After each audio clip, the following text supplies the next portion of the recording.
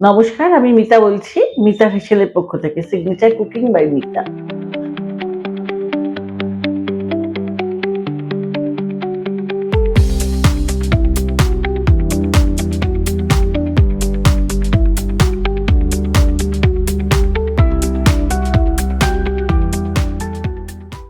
আজকে আমাদের রেসিপি একেবারেই দেশ বাংলার একটা ঘরোয়া রেসিপি, মিষ্টি আলুর গোলাপ জামুন।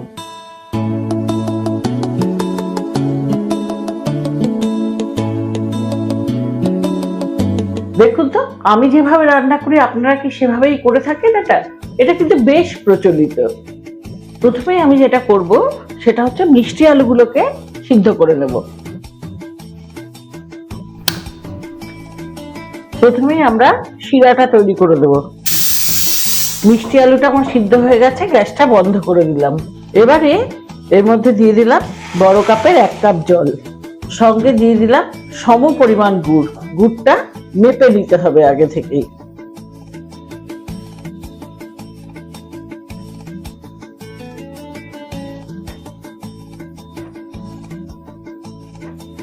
এই রসটা কিন্তু আমি খুব একটা ঘন করব না। রসটা আমার হয়ে গেছে। আমি এবার নামানোর আগে এর মধ্যে দিয়ে দিলাম 1/2 চামচ ভিনিগার। এতে রসটা জমে যাবে না। আপনাদের কাছে লেবুর রস থাকলে লেবুর রসও দিতে পারেন। মিষ্টি আলুটা সিদ্ধ হয়ে গেছে, আমি এটাকে ভালো করে ছাড়িয়ে নেব।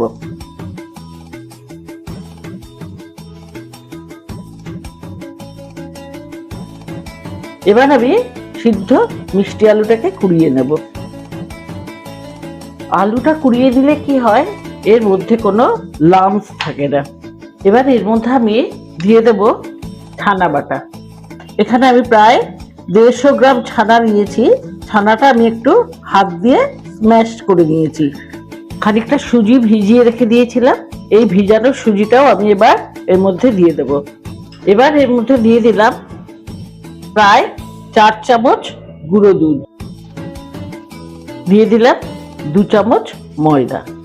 এবার একটা বাটিতে খানিকটা তেল নিয়ে তার মধ্যে আমি দিয়ে দিচ্ছি 1/2 চামচ বেকিং পাউডার আর 1/2 চামচ বেকিং সোডা। ছড়িয়ে দিলাম খুব সামান্য পরিমাণে নুন। এবারে এর মাঝখানে এই মিশ্রণটা ঢেলে দেব। আমার ডোটা প্রায় রেডি হয়ে গেছে। এবার আমি এটাকে খানিকক্ষণ রেস্টে রেখে দেবো। এবার খানিকটা ডোতে আমি একটুখানি লাল ফুড কালার মিশিয়ে নেব। এটাকে আমি ছোট ছোট কতগুলো গোল আকারে নিয়ে নেব।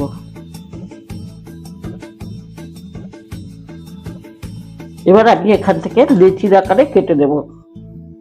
এখানে আমি একটা বাটিতে একটু তেল আর ঘি মিশিয়ে নিয়েছি। এটা মাঝে মাঝে হাতে মেখে নেব।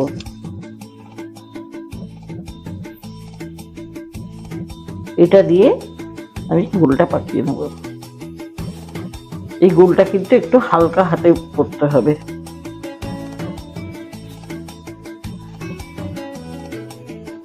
খুব যেন প্রেসার না পড়ে। এবারে কড়াইতে আমি তেল দিয়ে দেবো। তেলটা থেকে ধোয়া বেরোনো অবধি আমি একটু অপেক্ষা করব। আমি এবার আস্তে আস্তে এই বড়িগুলোকে এর মধ্যে দিয়ে গ্যাসটাকে লো করে দেব।